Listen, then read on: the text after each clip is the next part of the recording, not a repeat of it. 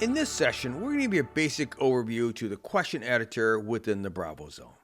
It doesn't make any difference if you're creating a game for instructor-led or self-paced. The question development is exactly the same. I'm going to be here in Quiz Show for this example. I'm going to go to questions, and you'll see I already have some questions formatted. If I click on a blank question here, I'm really going to focus on the default settings and the most common settings people use within the BravoZone. Multiple choice by far is the most common question format that people will utilize. That simply means you put a question up here with possible answers. By default, it's going to assume you want 4 answers. Keep in mind, just because it has 4 answers, if you're only going to have 3 answers down here available for your audience to choose from, choose 3 answers then. It's not good practice to leave a blank question down here. So if I cancel here, we'll see an example here of a multiple choice question. Here we have our question, we have 4 possible answers, and we have selected the correct answer. I can also have the option of choosing true, false.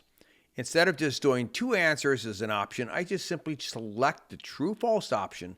It will create the true and false question formatting. All I have to do is select which is correct.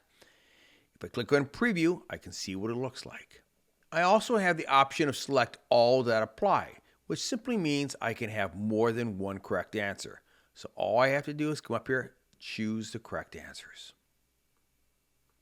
The last option here is a polling option. From time to time, it's a nice option if you want to just insert a polling question, which can be an opinion or just a question you want to ask to test your audience, but you don't want to assign a point value to it, meaning there's no right or wrong answer that's going to count for or against them. You select on the poll, you notice the correct options go away. The last thing I want to talk about is you have the ability to add to your question that will show up as your question appears, media. You can add YouTube videos, other types of images, etc. Look below for links for additional tutorials on using YouTube and URL links within your content within the questions.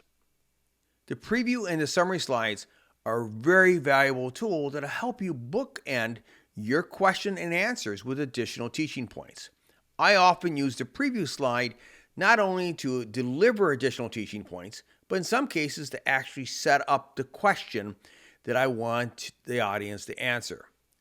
The summary slide is a great way to have follow-up information, deliver additional teaching points, or maybe really help dig down specifically to that topic, especially if I create a question where I know people are going to have some trouble with it. It gives me an opportunity to really talk about that particular teaching point.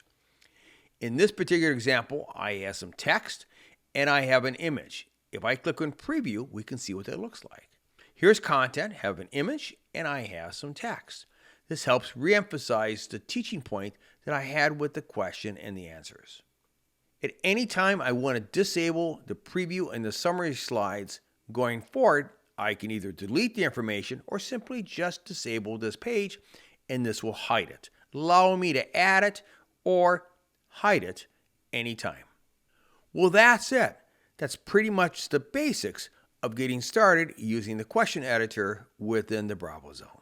As always, if you have any questions or comments, feel free to contact us. Until the next time, hope you always find unique ways to make your training more engaging. Take care.